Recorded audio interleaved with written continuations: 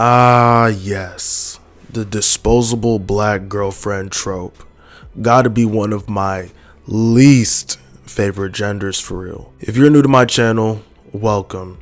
And if you've been here before, welcome back. The disposable black girlfriend is a common media trope where a black woman is cast as a temporary love interest for a protagonist, usually white, to serve as a stepping stone for his emotional growth. Once the protagonist learns a lesson about love, vulnerability, and or himself, the black girlfriend is written out of the story or disposed of so the lead can pursue his true, often white, endgame love interest. She's usually shown as being exceptionally kind, patient, and having wise qualities that help the protagonist heal or mature. The narrative barely explores her own dreams, family, or personal struggles. Her character exists primarily to facilitate the hero's arc.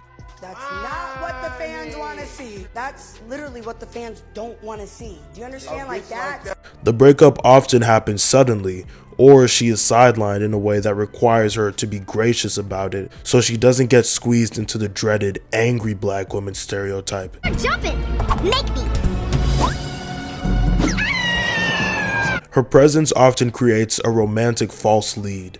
The audience is conditioned to see her as a temporary obstacle or a placeholder until the real couple, the one that the show has been building toward, finally gets together. The trope is a form of tokenism. It allows shows to check a box for diversity without giving black women the dignity of a lead role or a lasting happy ending. When black women are easily disposed of in fictional settings, it's frustrating to see, especially when art is made to parallel or mimic reality. What message do you think this sends to black women and partners of black women? And it hits harder when the pairing makes sense, but the writers just cannot fathom the idea of allowing this black woman to have long-term or endgame love.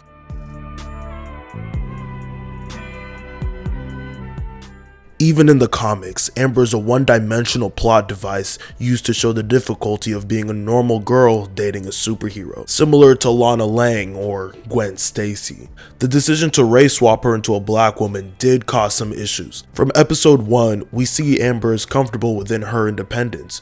When Todd, who's Mark's version of Flash Thompson, harasses her, she stands up for herself. Mark tries to play savior, gets his butt whooped, and Amber ends up saving him. It's a subversion of the damsel trope. Early on, it was clear the couple wasn't meant to be endgame. The writers didn't necessarily depict her as the desirable choice for the average fan who wants a partner to be 100% submissive to the hero's calling. This creates a weird dynamic where the audience gets frustrated with her for not being understanding of Mark's constant lies, so he can make an excuse to leave and return days or weeks later in critical condition. Invincible fans prefer Mark and Eve because they share the superhero world and because Eve isn't black. When Mark finally calls her after the Guardian's funeral, we see a little bit of her vibe. She's playing R&B and has purple decor, which I think is meant to symbolize royalty and power.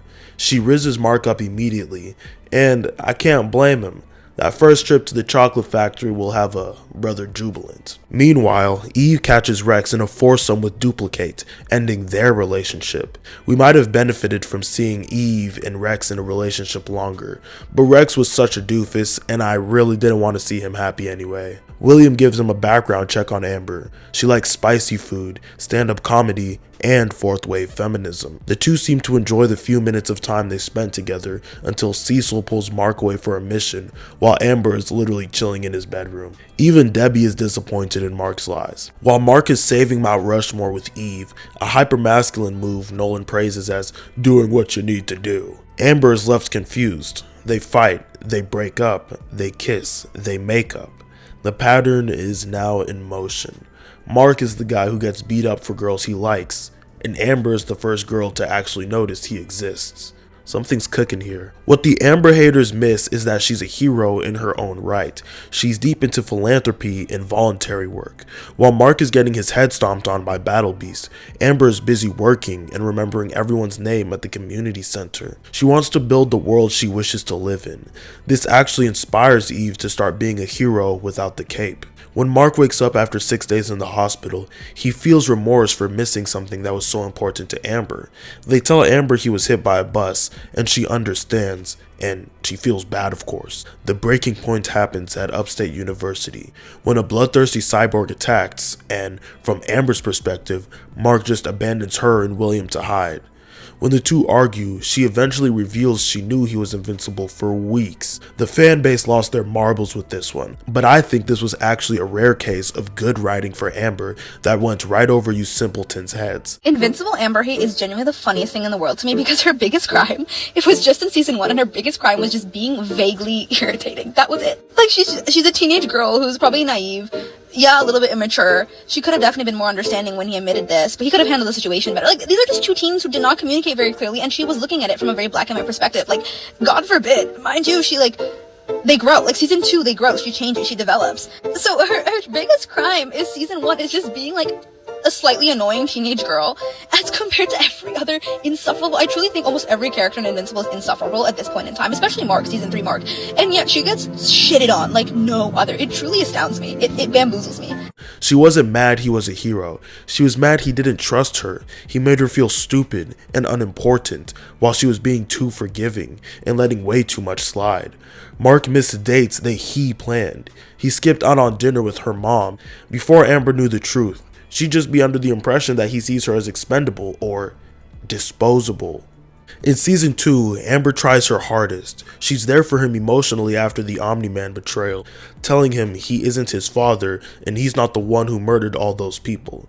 Which, to be fair, that's up for debate.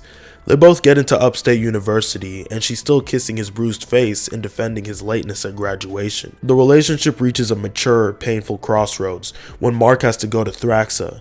Amber asks him never to apologize for saving lives, but while he's gone, her grandfather passes away. The reality of the hero life sets in. Amber hates lying to her friends and family for him, and she feels like they're failing each other.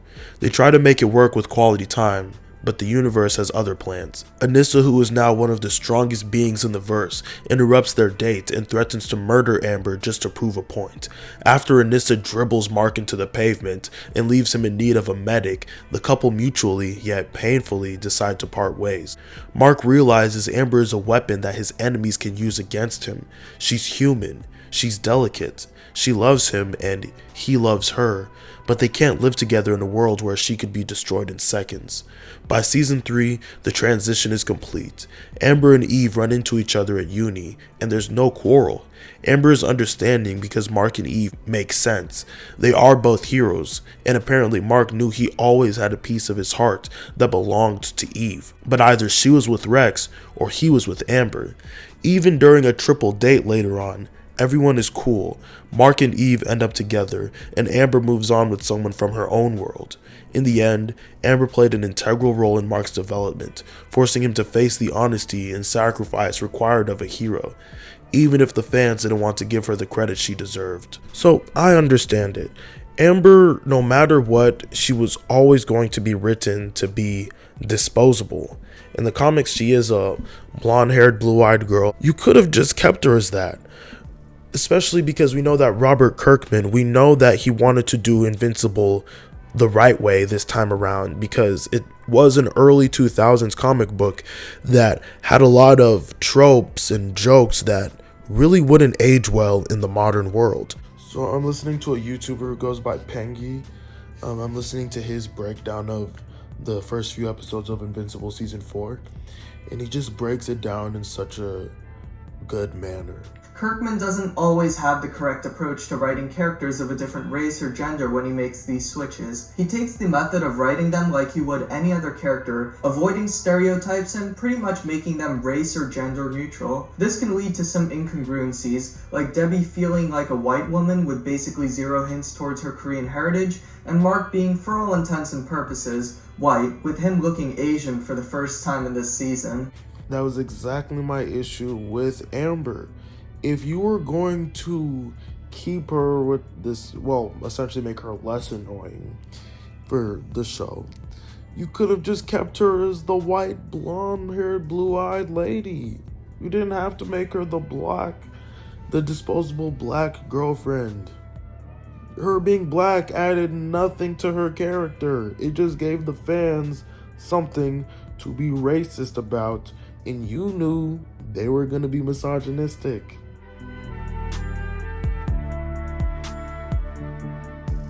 This story starts when Des pitches Jimmy Starr Austin's new song, and then we're introduced to Kira, but unfortunately she has green smoke and flies coming out of her mouth.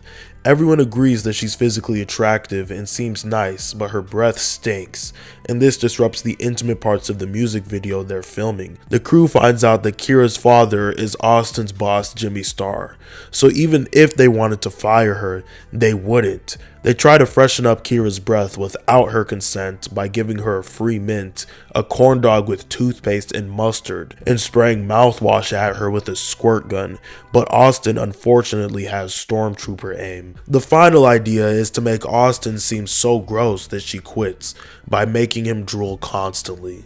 She tries to be nice and ignore the drool, but when it's time for the two to kiss, Kira can't stomach it and quits. They crushed her dreams of being an actress because they couldn't politely ask her to freshen up. Then they try to recast another young lady, and guess what?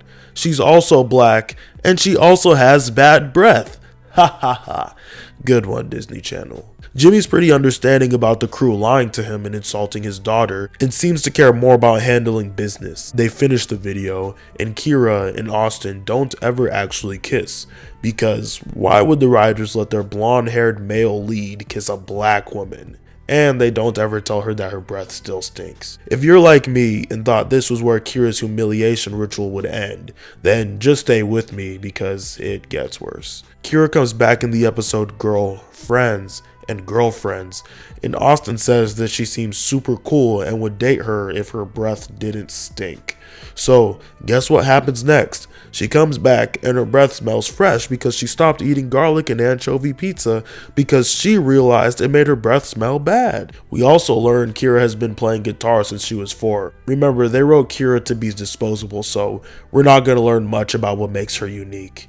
Austin asks Kira on a date. She agrees to date Austin as long as she isn't stepping on Allie's toes. Wow, look at Kira, putting Allie's feelings before her own. Austin is in distress because he does want to date Kira, and Allie gives him the advice of planning something romantic to get Kira to date Austin. And this plan just ends up being super intimate until Des barges in and implies that they should tranquilize her and throw her in a fishing net to make her date Austin. Is having full autonomy over her really that important? Allie tries to plan the perfect date for them, but she actually just plans her own dream date, and Kira ends up with homemade fettuccine dumped on her. We literally skipped 10 seconds. By the next week, Allie is on a side quest with her nerdy crush, Asher from All American, aka Elliot from summer camp. Austin gets jealous, leading to a dingling measuring contest at trivia, even though Austin and Kira plan to go to a Katy Perry concert. Kira realizes Austin likes Allie more, so she dumps him, telling him to call her when he's made up his mind. She leaves with her head held high, but the door is still cracked a bit in case he wants to open it back up. And this is where her arc, in my opinion, should have ended. Austin decides he wants to date Kira again. Kira is hesitant because Austin changes his mind like the weather. Meanwhile, after Allie needs a pep talk, the duo performs, shares an intimate moment on stage, and then Austin and Allie kiss off stage. Right after that kiss, Kira shows up ready to accept Austin's proposal to be official. She's depicted as an antagonist just for existing in the space the fans want Allie to occupy. In Tracks and Troubles, the villainization of Kira is almost complete. Jimmy wants to buy a song Allie wrote so he can give it to Kira. The gang records over Kira's song and tries to trick her while she's doing yoga. Then comes the untasteful black joke where Allie guesses the yoga pose Kira's doing is called the crouching monkey. 3 big booms for Disney. You guys know this pose? Yes, the old crouching monkey. It's called a standing tree. Jimmy fires Austin for ruining the song and breaking Kira's heart, but the crew only apologizes to Kira because Austin got fired, not because they're actually sorry. Allie gives Kira her personal song to get back on Jimmy's good side. Kira, being too nice yet again, lets Allie perform at her own concert. We don't even see Kira sing, even though, again, it's her concert. The white leads get the record deal, and Kira is pushed further into the background. In Tunes and Trials, to prove Austin wrote the song about Allie, Trish calls all of Austin's exes to the stand. Kira is there, but she's just used as a plot device to reveal she was helping Austin book Maroon 5 for Allie's birthday. She's reduced to being a good friend, whose only purpose is to prove how much Austin loves the girl he dumped her for. Can you imagine? Kira's final appearance involves her becoming twinsies with Allie while the duo is on tour. They find out they have a lot in common, which makes Trish jealous. Now Kira is an antagonist yet again, but this time for driving a wedge between the best friends. Trish accidentally sabotages Allie's performance because she feels like an extra friend, and Allie gets mad at her until Kira, the voice of reason, confirms it was an accident. Kira organizes a surprise luau to fix their friendship, and Trish finally apologizes for being jealous. Kira ends her run by being the bestie that rides off into the wind, never to be seen again. She forgave the lies. She even fixed the relationships of people who badmouthed her. She was the character used solely to build the foundation of a home that she wasn't even allowed to live in. After watching that portion of the video, do you guys see why I had to make this? I mean, this is literally a kid's show. As if embarrassing the one black character on the show, who will be disposed of in record speed, wasn't enough. You had to throw in the black jokes. I know some of you guys are going to be like, oh, you're being too woke. You need somebody to be a little bit woke. Some of you guys aren't woke enough. Wake up! I mean, they made jokes about African culture. How is the only other person who's gonna have bad breath be another black girl who's auditioning? I mean, riddle me that. It wasn't a coincidence. The crouching monkey. So the African joke that they made was when Allie's mom was coming back from Africa, and Des and Austin and Trish were like, why are you wearing a doormat? Because Allie wanted to wear something that would remind her mom of just being in Africa. And then Allie's mom sees the traditional wear that Allie's wearing and goes, why are you wearing a doormat? So they doubled down on a joke that wasn't even funny. Like, do you guys really think I'm reaching too hard here? The crouching monkey, the African tribal clothing looking like a doormat.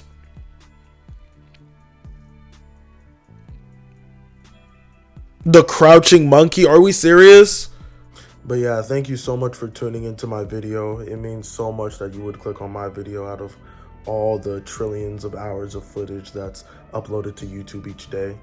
And I hope that you do like and subscribe. Let me know where you agree or where you disagree with me down in the comment section, and share with your friends, and let me know your opinions in general on the disposable black girlfriend trope.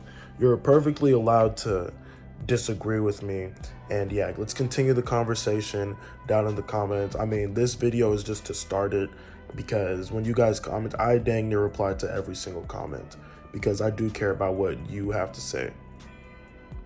And with that being said, I will see you in the next one.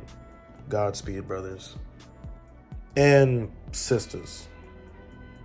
I do have like an 8% female audience. Hi ladies, happy Women's History Month.